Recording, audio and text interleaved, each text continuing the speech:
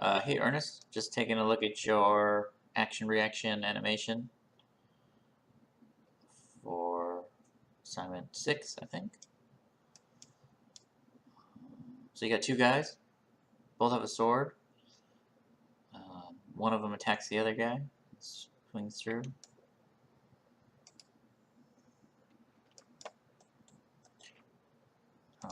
And then you're using reference from a game, Assassin's Creed. You like that, and then you found this guy acting it out in real life.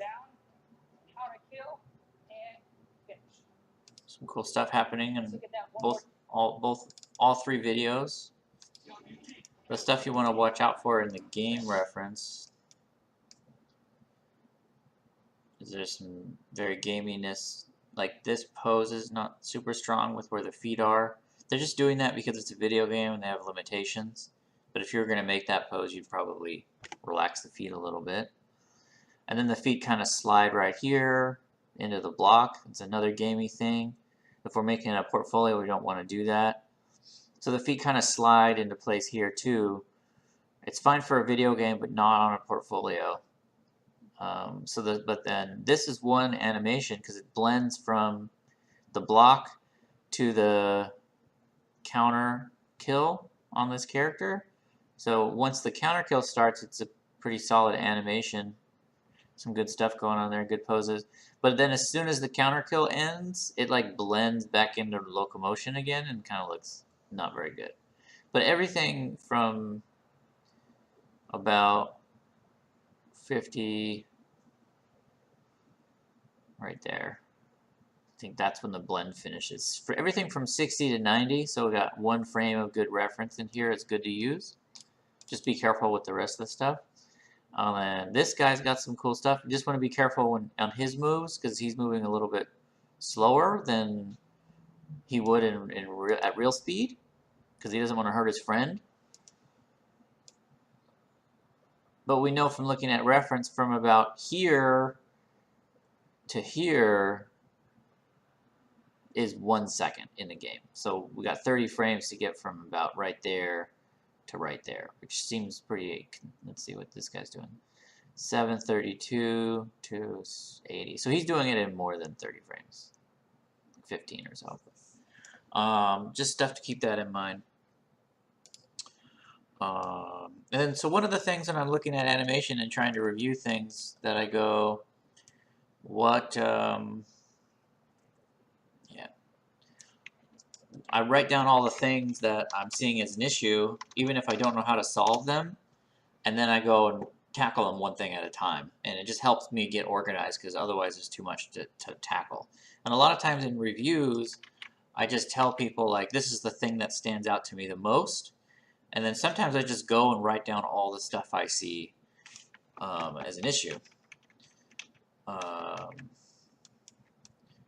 So right off the bat, I think this guy's hand is probably too close to the body. Polygons. You could probably push it out a little bit because it feels a little tucked in. If you're going to draw that, you make a painting or something, probably wouldn't do that pose. You'd probably, you know, it'd probably come out like this or something. Or maybe you'd want to keep the whole fist out here, you know, and the hands kind of coming this way. So you have a stronger silhouette kind of deal. I'd probably get some emotion on this guy's face, you know, make him all angry. It would help like set the scene a little better. You probably want to close this guy's fist down. So I'm just going to write that stuff down so I don't forget. If I was working on this, this is what I would do. Starting pose, close, right hand on weapon, starting pose, just arm for better silhouette. however you spell that. I always forget how to spell that. Starting pose. Make angry face. Let's see, what else? Is there any way to improve this guy, this blue guy? Yeah, I bet we can move the arm again. I bet we could pull this arm out like this or something and have a fist here. Make it look a little cooler. We could bend him over if we wanted. I don't think that's necessary. He seems like he's leaning back a little bit, like he's not into the fight yet. But the thing you definitely should change is they both have the same pose, so I would mix it up. So that's what I'm going to write down. Mix up starting pose so they don't match.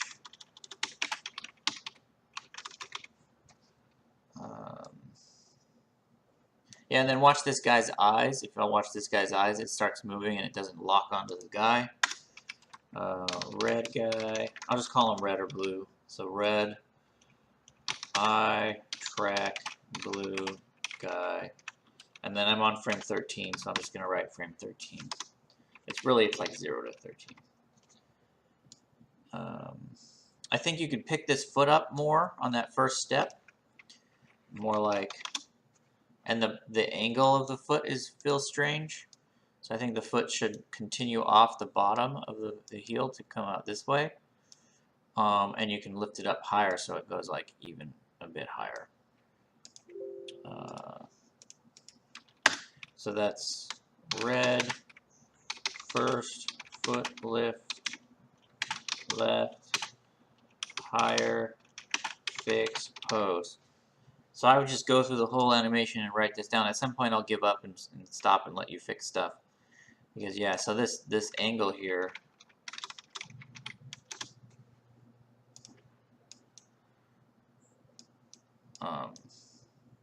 just want to fix that because how it comes down and back, it just doesn't feel right.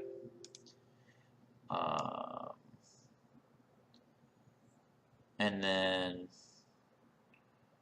I'd work on the step here where it goes step.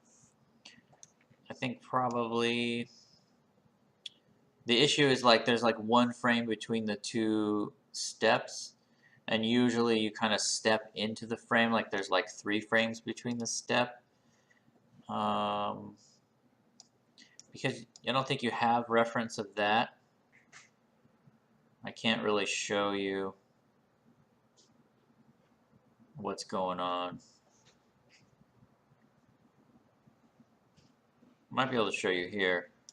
Like this guy, as he's walking backwards, so like the foot connects and then he weights his back foot and he rolls his front foot at the same time, so both feet are on the ground for a period of time. So that's up. So let's see how many frames. That's 1, 2, 3, 4, 5, 6, 7. There's 8 frames there where both feet are down, and on your animation there's only like 1 frame of overlap. So get like at least 3 or 4 frames of overlap on the feet. In this case, I'm just going to say work on starting red walk cycle.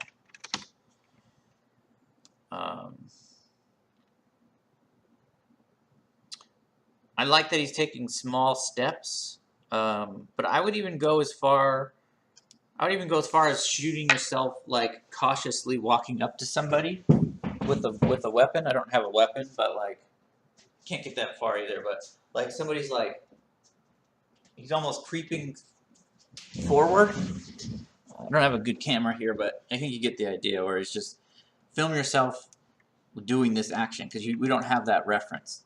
So the best way to learn how to do this movement correctly is to film yourself doing it.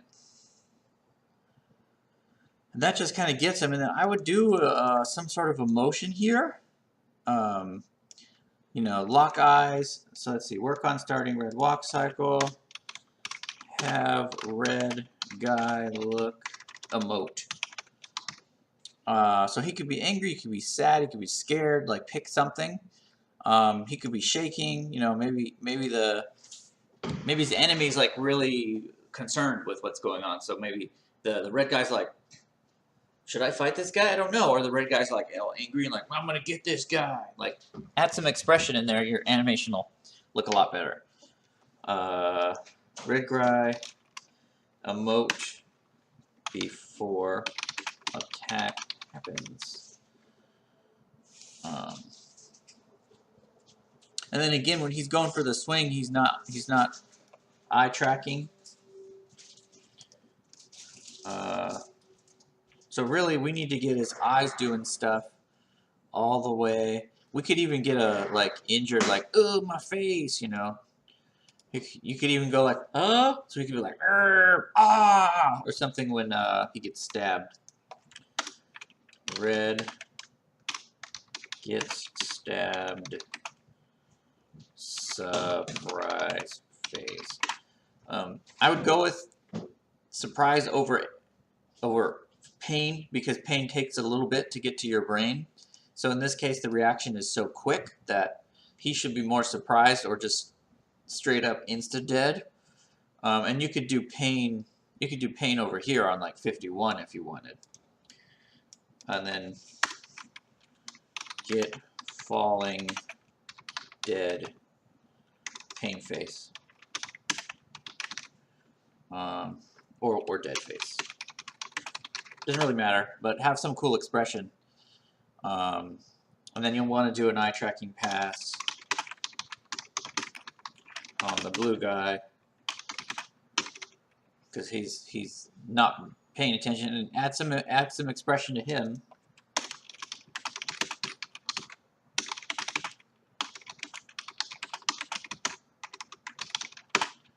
Like, what's he feeling? Like, how does he go through the process? Like, is he focused? Is he like feel bad for the guy? You know, at the end, is he going to go fight the next guy? And you don't have to go right back into the starting position. You could totally just have him. I think in the reference, this guy, he starts walking. That's a pretty cool way to end a scene. Like, look at that cool guy pose. See how he's focused on his enemy the whole time? He's making sure his enemy's dead. That's one way to end your scene. You want to end your scene strong.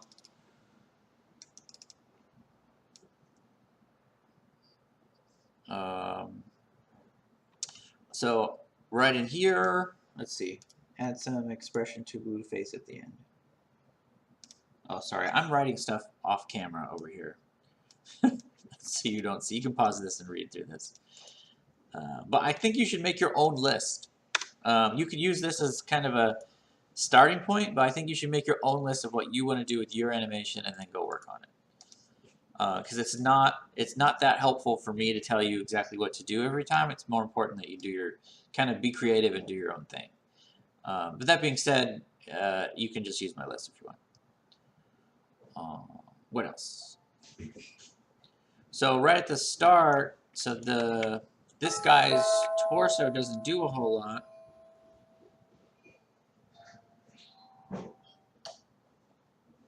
So right here, there's just arms moving. So I'd do something here, like he's getting ready or something. Like maybe he's let's find out what's happening. Oh, right, in Assassin's Creed, there's all kinds of cool stuff. He does like, come on, buddy, and then he blocks. So I would pick one or the other. I'd have the red guy start in the idle pose. Start in the idle pose, and then go into block, or go into that like, come on, buddy, bring it kind of action. You can just have him off, you know, show a gesture or something right there. Okay. Check this out, guys. Look what I got. This just came in the mail. Yeah. I'll be watching that later. Anyway, so real key, let me write that down. Let's see. Blue something cool at the start. So that'll make him move, because that was my main thing, is like his body doesn't move here, but there's a lot of opportunity to do some cool stuff. So you're going straight into this pose. I think you can go. I think something more interesting might start happening if you have something else happen at the start of that. But right now, this guy doesn't really anticipate into this position. Let's see if this guy does. I bet he does. So he kind of stands there and he's not reacting, and he sees. So the blade comes up. Then the guy has a few frames to react. So he waits for the blade to move. His sword goes up. So we're talking like this attack starts 1, 2, 3, 4, 5, 6, 7, 8, 9, 10, 11, 12. So 12 frames in, our other enemy hasn't started moving yet. So right here, the red comes up. 1, 2. The blue guy's already going right into it. So it kind of doesn't feel believable because the blue guy has to have time to think, so give him time to think. So do what is going on in your reference, where the enemy's sword comes up, and then, so how fast does he get in there? He moves quick once he starts moving. That's cool. I think he's moving full speed right on the anticipation pose. He slows down on the swing, but so right here he goes like 1, 2, 3, 4, 5, 6, 7, 8, 9, 10, 11, 12, 13, 14, 15, 16. Like another half second just to get in there. And he doesn't just go straight for the pose. He goes down, his arm comes out, and then he kind of separates the arms and they swing through. So you get this like this nice little how do we get this frame over here? This nice little like whoosh, or the other way whoosh. So when the arms, because if you just go like this, it doesn't feel impactful. But if you go like this, it feels impactful. So that's what you should do on your animation. So instead of just going straight in there, bring out the left arm goes forward and the right goes back, and then swing it through and take 15 frames to do it. And right now you're taking 8. You're taking 8 frames, so add more time in there. So this guy's swing is going to get a lot longer, but it's going to get a lot more interesting because you have this reference.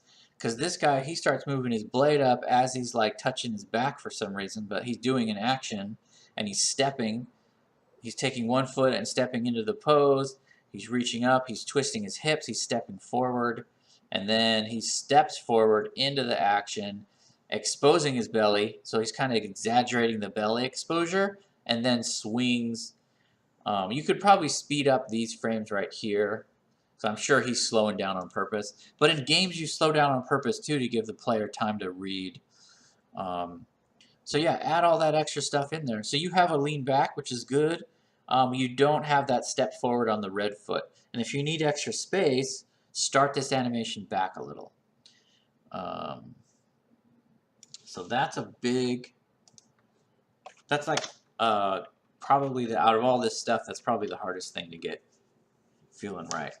So we're gonna go add time for blue to think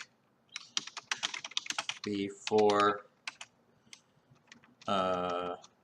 after red swing starts.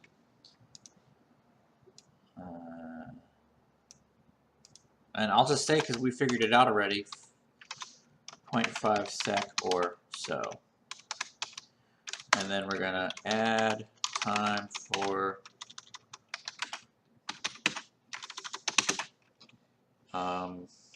blue attack. And then you had 36, 38. Well, you probably just need to add like 5 more frames.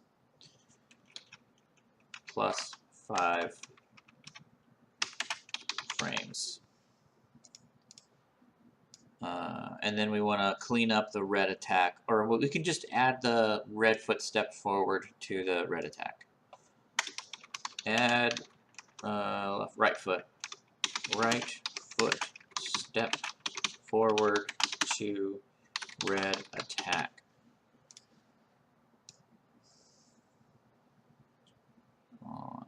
Eye tracking, we mentioned that earlier. The swing and the pull through is pretty sweet. Eye tracking again, have the blue guy looking at the red guy. We mentioned that already. Red guy falls. I would add some settle on the red guy hitting the ground. That just looks like you just didn't get to it yet.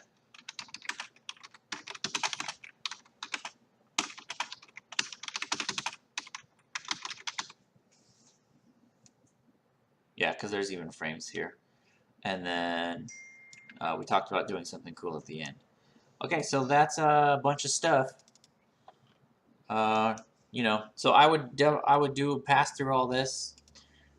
If I were animating this, I would address all these things in some form, and then send it back, and then I can give you notes on the scene again if you get through all that.